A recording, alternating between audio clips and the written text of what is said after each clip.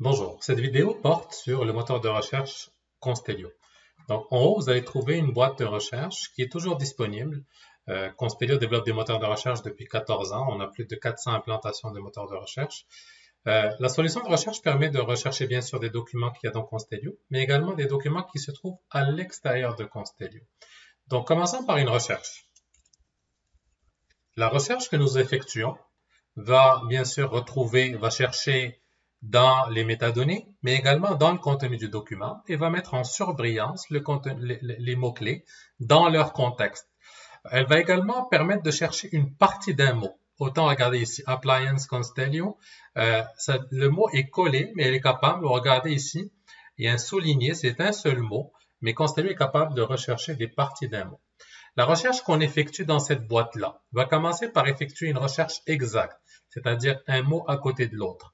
Elle exécutera par la suite une recherche avec un opérateur booléen et si elle ne trouve pas, elle effectuera une recherche avec un opérateur booléen ou, donc au moins un des mots.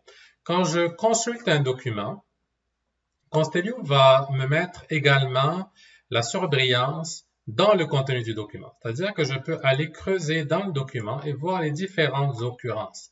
Je peux également aller dans un document en particulier, un document Word, un document PDF, et voir les différentes formes possibles. Donc, ça me permet d'aller chercher à l'intérieur des documents et voir où est-ce que ça se trouve. J'ai ici un navigateur qui me permet de basculer d'un document à un autre sans pour autant ouvrir les documents. Donc, c'est mon visualisateur. Donc, très rapidement, je peux voir les documents, voir où est-ce qu'il a été trouvé, mais également la recherche est relancée directement dans le document pour que je sois en mesure de voir les différentes formes possibles et disponibles au niveau de la recherche. On va avoir toujours un concept de filtre, c'est-à-dire ou des facettes. Donc, ça me permet très rapidement de raffiner mes résultats de recherche au niveau de Constellio. Donc, si je cherche que des documents PDF, je peux juste cliquer là-dessus et ça retourne les documents PDF. Si je veux des documents Word, si je veux par plan, par calendrier, etc., toutes ces options sont possibles. La plateforme permet bien sûr de faire des tris. Les résultats par défaut sont affichés par pertinence des résultats. Il y a un algorithme même d'intelligence artificielle qui améliore constamment les résultats. Ça affiche le nombre de résultats qui sont recherchés et j'ai également des possibilités de tri et les clés de tri sont configurables. Donc, si je décide de trier par un champ particulier, je peux le configurer. Idem pour les facettes que vous voyez ici, elles sont toutes configurables. La recherche s'applique, bien sûr, basée sur les privilèges de sécurité. Donc, si je me déconnecte maintenant et je me connecte avec un autre utilisateur, vous allez voir que si je n'ai pas accès aux documents, ben, je ne vais pas les voir. Donc, la même recherche s'est exécutée en temps réel et vous voyez les documents qui sont retournés pour Constellio ne sont pas les mêmes parce que c'est un autre profil d'utilisateur et par le fait même, les résultats sont basés par profil. Comme mentionné, la recherche est une recherche fédérée, c'est-à-dire que je peux lancer ma recherche dans différents systèmes. Là, je cherche Constellio, mais je peux également lancer la même recherche dans Office 365 ou Microsoft 365. Donc là, je peux chercher Teams, SharePoint et OneDrive par la même occasion et évidemment, aller consulter ces documents-là. Donc, si je clique sur un document, je peux venir le visualiser par OneDrive, je peux l'éditer en ligne, etc. Donc, la même notion de visualisateur que j'ai dans mes documents dans Constellio, ben, je vais les avoir également dans les autres visualisateurs. Et j'ai toutes les actions sur un document. Si je désire modifier un document sans sortir de mon contexte de recherche, je peux aller faire modifier ce document-là. Donc, je fais de la recherche, mais je demande dans un contexte qui m'offre toutes les options qui sont possibles. Maintenant, si je lance la recherche avec une erreur, Constellio va me proposer différentes formes possibles. On va le faire même plus complexe. On va couper, exemple, j'ai cherché Constello. Ben, il a retrouvé la bonne forme qui est Constellio. Donc, il corrige des noms propres, des noms de personnes, des noms de villes, des fautes d'orthographe. Et le dictionnaire est automatiquement généré. Donc, j'ai pas besoin de lui fournir un dictionnaire. Il va bâtir le dictionnaire basé sur les recherches, basé sur le contenu qui a été mis dedans. J'ai également la possibilité, bien sûr, de rechercher en temps réel ma boîte de courriel. Ici, c'est Exchange qui est utilisé, mais on peut intégrer n'importe quel système de courriel au niveau de la plateforme et bien sûr aller visualiser le contenu du courriel, etc. Donc, au niveau de la recherche, comme mentionné, je peux venir lancer des recherches et le système même fait de l'autocomplétion sur les recherches les plus populaires.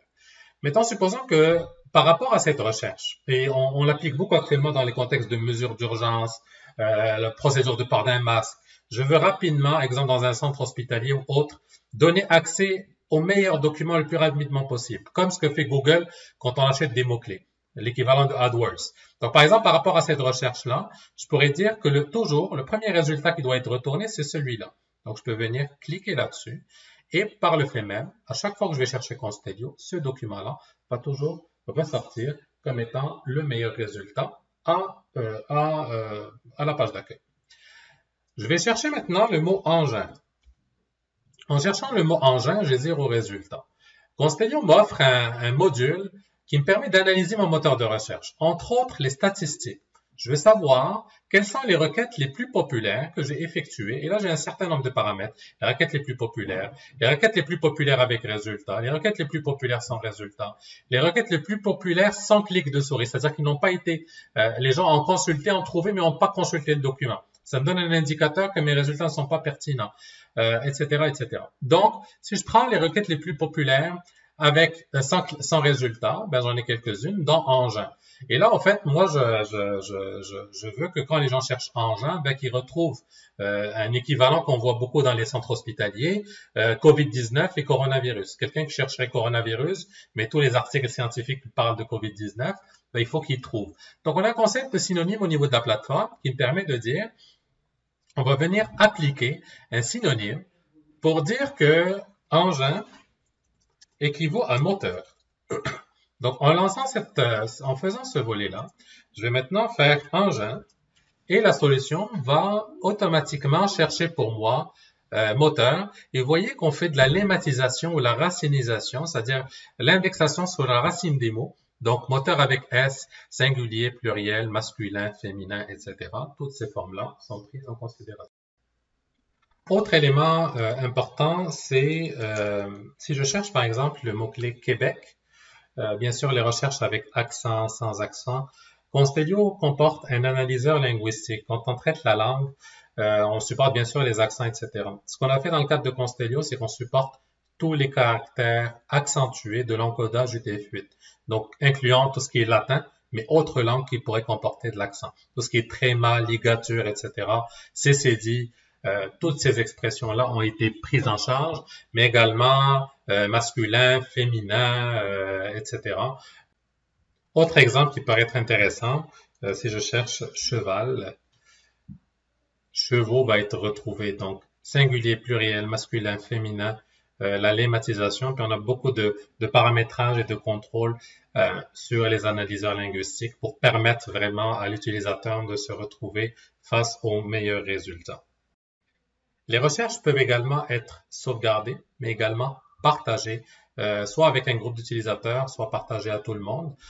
Donc, si je fais une recherche que j'aime bien, ben, je peux bien sûr lui donner un titre enregistré et je peux partager avec tous les utilisateurs ou partager avec des groupes d'utilisateurs ou des individus en particulier ces recherches-là. Il faut comprendre que le moteur de recherche est également un outil de traitement lot et un outil de génération de rapports.